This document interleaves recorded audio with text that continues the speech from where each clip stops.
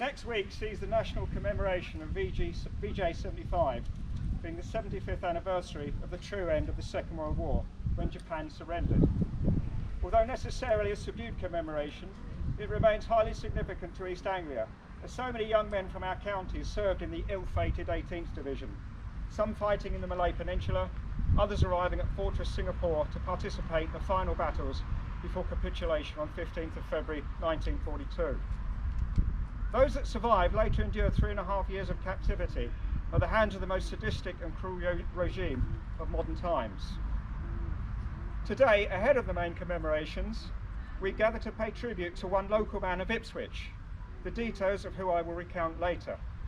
But importantly, this event would not be happening without the initiative that was embarked upon by the Haverhill Family History Group, whose aim was to compile a package of information, social media based, that would record the stories of Far East veterans from that town.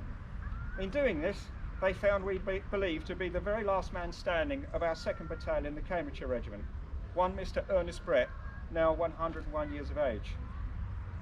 In close cooperation with the Commonwealth War Graves Commission and identifying a whole series of 69 local Haverhill men who fought in the Far East, Chairman Brian Thompson and his wife and Group Secretary Charmian have amassed not just a series of biographies, but left an incredible legacy, and we should all praise them for this exhaustive contribution of great significance. Today's service of commemoration has equally been supported by our friend of the Commonwealth War Graves Commission, Lisa Mungham-Gray, Andrew Beale of the Ipswich War Memorial Project, and regimentally speaking, our cousins representing the Suffolk Regiment, and of course the Royal British Legion. So to return to today's purpose, Mr. Ernest Brett of Keddington near Haverhill served in A Company of 2nd Battalion, the Cambridgeshire Regiment. He went into battle at Batu Pahat in the Malay Peninsula, where the battalion fought a 10-day fight against a large formation of Japanese Imperial Guard troops.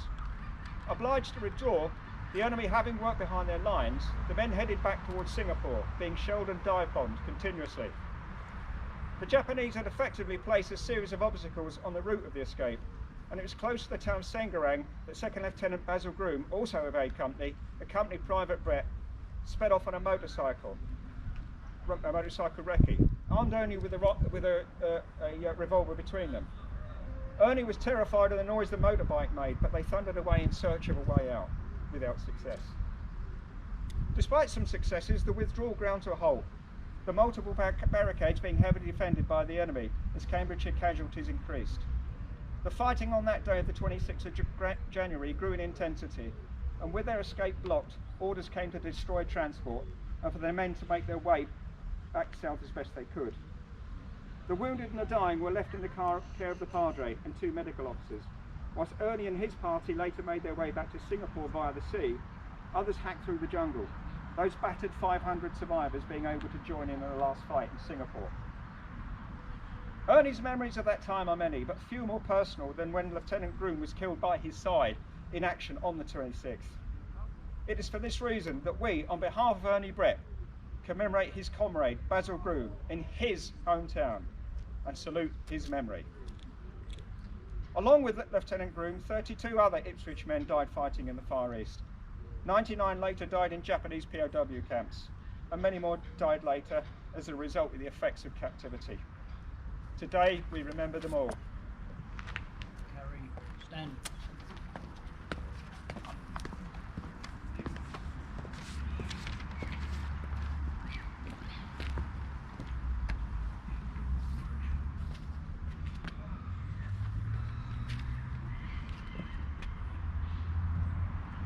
They shall grow not old, as we that are left grow old. Age shall not weary them, nor the years condemn. At the going down of the sun, and in the morning, we will remember them. We will remember them.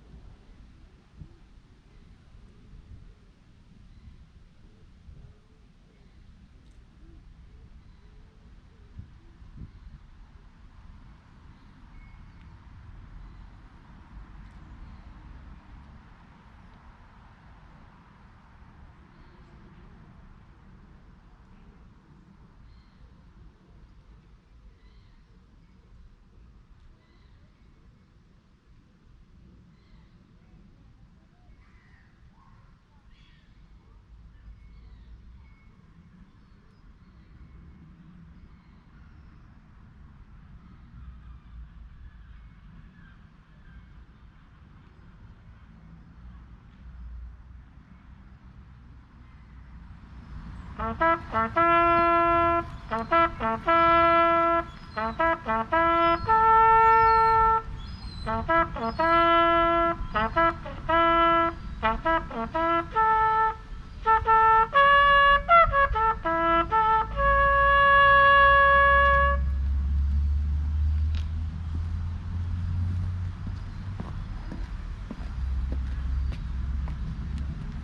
you go home, tell them of us and say, for your tomorrow, we gave our today.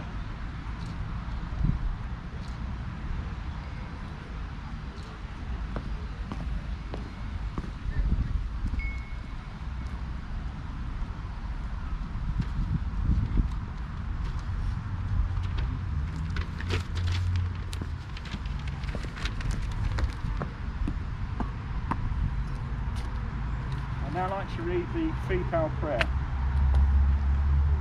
As we are left grow old with the years, remembering the heartache, the pain and the tears, hoping and praying that never again man will sink to such sorrow and shame. The price that was paid we'll always remember, every day, every month, not just in November. We will remember them. We will remember them.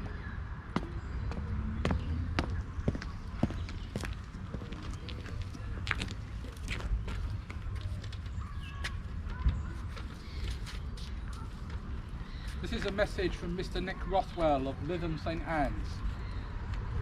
I am Nick Rothwell, Basil's nephew, Joan Beatrice Groom's son. Basil was the baby of the Groom family, the youngest of 7 brothers and sisters. Unfortunately, I never got the chance to meet Basil, as his life was cut short in Singapore at the young age of 23. My mother and my aunties and uncles told me about him, but the family never found out what happened to him. How he died, his body was never found. Thanks to Mr. Ernest Brett and the Haverhill Family History Society this week, we have found out that he died on the battlefield next to his good friend, Lieutenant Groom. We are glad he was with his comrade in his final moments, and we are so pleased that someone thought so highly of Basil that he is helping him being honoured today. We are thankful for Ernie and the Haverhill Family History Society and Helen from the Ipswich War Memorial project for getting in touch and bringing to light his final moments. Basil was always talked about at family gatherings in Ipswich when I was a child and into my adulthood. He was always sorely missed. He was always the missing baby of the family. We are very sorry we are not able to attend in person, but we will be thinking of you during the ceremony.